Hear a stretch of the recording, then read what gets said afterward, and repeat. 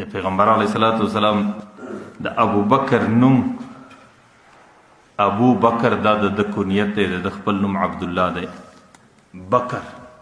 بکر دا عربي لفظ دی.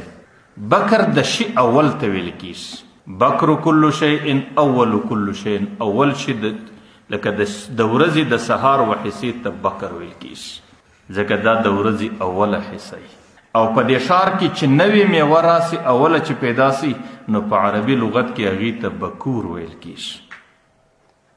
او کم زنانه چې نوې بلوغ ته ورسیږي، لویوالي ته ورسیږي، او خاوند یې لا تر اوسه پورې نه لیدلې، د دې د بلوغ نوې زمانه یي چې کله دا خاوند له ورځي، نو دې ته باکره ویل کیږي. نو د بکر معنا د ابتدا د هر شي. لیکن محدثین که تاسو وګورئ، محدثین وایي حضرت ابوبکر ته ولې دا نوم ورکول سو؟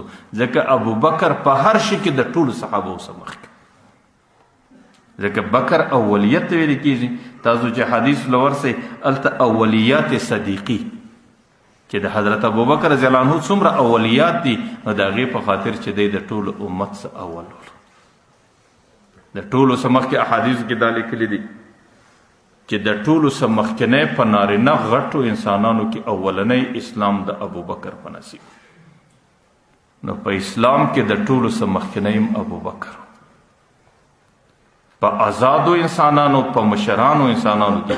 ټیک د حضرت علی رضی الله عنه په ماشومانو کې اسلام راوړی، حضرت بلال حبشي په غلامانو کې اسلام راوړی، لیکن په غټو آزادو انسانانو کې چې کم د عقل او د فهم خاوندانو، په هغې کې په ټولو کې اولنی اسلام د ابوبکر.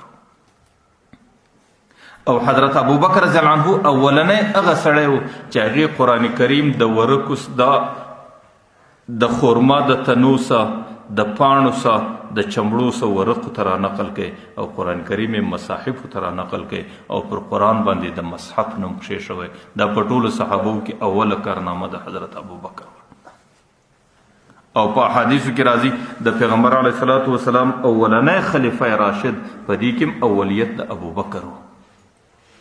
او دغه رقم د پیغمبر علیه الصلاة والسلام څخه وروسته چې کم چا خپل جانشین منتخب کړي، په ټولو انسانانو کې اولنی ابوبکر.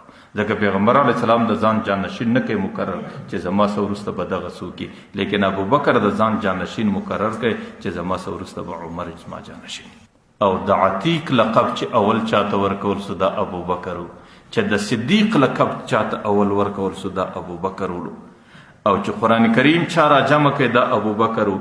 او د خپل پلار په ژوند کې چې چاته اولنی خلافت الله تعالی ورکړي د ابوبکر و. د ابوبکر پلار ژوندی و، دې وخت کې دی د پیغمبر علیه السلام اولنی خلیفه و. او چې د مسلمانانو د بیت المال جوړېدل او قیام چا وکړه دام ابوبکر و. د ابوبکر څخه مخکې بیت المال باقاعده نه و، ابوبکر مسلمانانو ته اولنی بیت المال جوړ کړي. او دغه رقم د پیغمبر علیه الصلاة والسلام خلیفة الرسول د دې لقب مالک اولنی ابوبکر ولو. د دې څخه مخکې خلیفة الرسول چاته نه ویل کېدل، اول ابوبکر ته ویل شول. او د پیغمبر علیه الصلاة والسلام د احادیثو څخه دا معلومیږي چې د ټوله انسانیت څخه، د ټوله امت څخه اولنی جنت ته هم ابوبکر رضی الله عنه.